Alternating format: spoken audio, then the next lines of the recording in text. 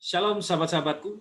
Renungan kita pada hari ini saya beri mujizat itu nyata, mujizat itu ada. Oke, baik. Sebelum kita melanjutkan, ada hal pertama yang perlu kita ketahui dulu jika kita berbicara tentang mujizat. Bahwa tidak semua mujizat itu datang atau berasal dari Tuhan. Itu hal pertama yang harus dan perlu kita ketahui. Ingat, iblis atau setan pun bisa membuat mujizat. Nah, sekarang kalau kita itu hanya tergila-gila dengan mujizat tanpa hikmat dan ketelitian, maka kita pasti habis ditipu oleh iblis. Ya, jadi seperti itu. Jangankan hanya membuat mujizat, menyamar sebagai malaikat terang pun iblis bisa. Tapi Pak, bagaimana kalau hamba Tuhan yang membuat itu? Tapi Pak, bagaimana kalau pendeta yang membuat mujizat? Tunggu dulu. Kemudian saudara kira hamba Tuhan atau pendeta itu sudah pasti benar semua, tidak ada yang palsu gitu. Wah, ini harus hati-hati dalam hal ini. 2 Korintus 11 ayat 13 sampai 15 dikatakan di situ, sebab orang-orang itu adalah rasul-rasul palsu, pekerja-pekerja curang yang menyamar sebagai rasul-rasul Kristus. Hal itu tidak usah mengherankan, sebab iblis pun menyamar sebagai malaikat terang. Jadi bukanlah suatu hal yang ganjil jika pelayan-pelayannya menyamar sebagai pelayan-pelayan kebenaran. Kesudahan mereka akan setimpal dengan perbuatan mereka. Ya, tapi Pak, bagaimana Pak? Lah, waktu itu mereka ketika mereka melakukan mujizat atau membuat mujizat itu mereka juga menggunakan nama Tuhan Yesus loh Pak. Oh ya? Memangnya kenapa kalau mereka menggunakan atau memakai nama Yesus? Dan kalau itu tujuannya hanya untuk mengelabui bagaimana? Apa susahnya sih memakai nama Yesus? Orang yang tidak percaya, mereka kan juga bisa ngomong, mereka punya mulut dan mulut bibir mereka kan bebas untuk mengatakan kalau hanya mengeluarkan kata-kata Yesus, Yesus dalam nama Yesus, apa salahnya? Tidak ada masalah. Ya, oke sekarang coba perhatikan Matius 7 ayat yang ke-15, kemudian disambung ayat 22 sampai 23 ya. Firman Tuhan berkata, waspadalah terhadap nabi-nabi palsu yang datang kepadamu dengan menyamar seperti domba. Tetapi sesungguhnya mereka adalah serigala yang buas. Pada hari terakhir banyak orang akan berseru kepadaku, Tuhan, Tuhan, bukankah kami bernubuat demi namamu dan mengusir setan demi namamu dan mengadakan begitu banyak mujizat demi namamu juga. Pada waktu itulah aku, Yesus ya maksudnya, akan berterus terang kepada mereka dan berkata, aku tidak pernah mengenal kamu. Enyalah daripadaku kamu sekalian membuat kejahatan. Ya, coba perhatikan ayat tadi. Jelas konteksnya sedang membicarakan nabi palsu atau hamba Tuhan palsu atau pendeta palsu lah kalau zaman sekarang ya. Yang menyamar seakan-akan memang betul mereka itu adalah utusan-utusan Tuhan. Dan yang apa? Dan yang juga memakai nama Tuhan. Untuk apa? Untuk menipu atau mengelabui orang. Mereka buat mujizat, usir setan dan sebagainya. Iya kan? Sekarang perhatikan ayat selanjutnya tadi.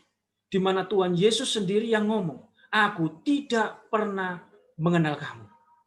Itu artinya kan jelas dari semula mereka memang bukan orang percaya. Mereka bukan orang Kristen yang sungguh-sungguh.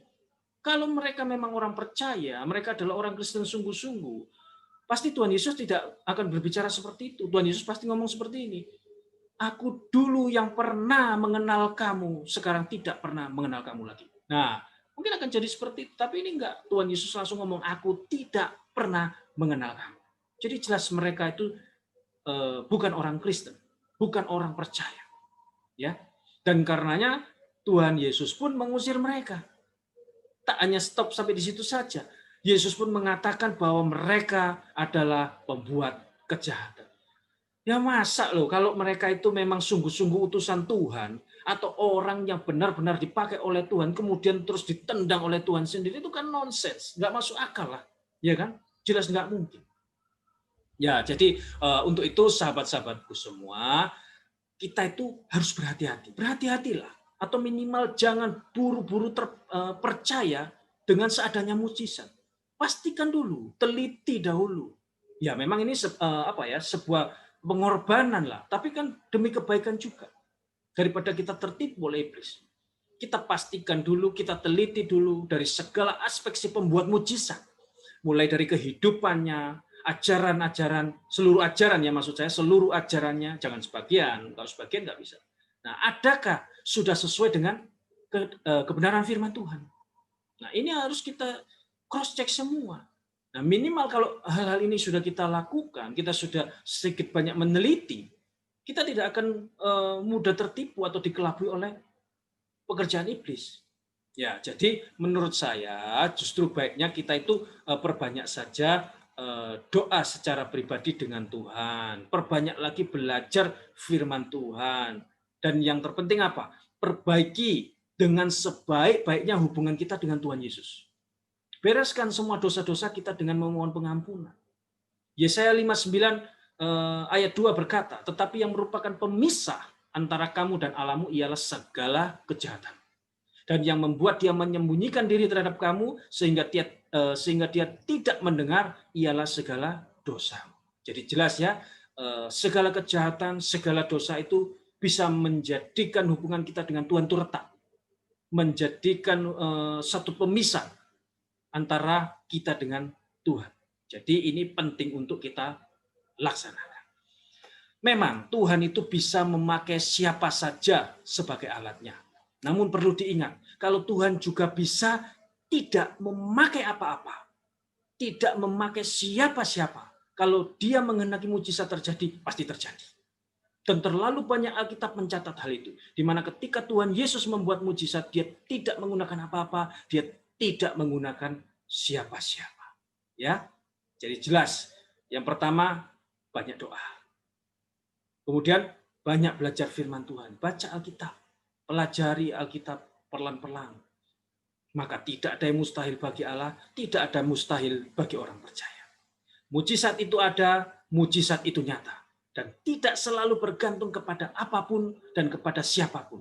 Jika dia mau, jika dia menghendaki, jika Tuhan Yesus mau, jika Tuhan Yesus menghendaki, apa yang terjadi, pasti terjadi. Amin. Amin. Tetap percaya kepada Tuhan Yesus, apapun yang terjadi. Selamat menyongsong hari kelahiran Tuhan Yesus Kristus atau Natal. Kiranya damai sejahtera, sukacita yang Dia berikan dan tinggalkan bagi kita semua yang percaya, menyertai kita, menguatkan kita, menghiburkan kita, sampai Dia datang kali kedua. Maranatha.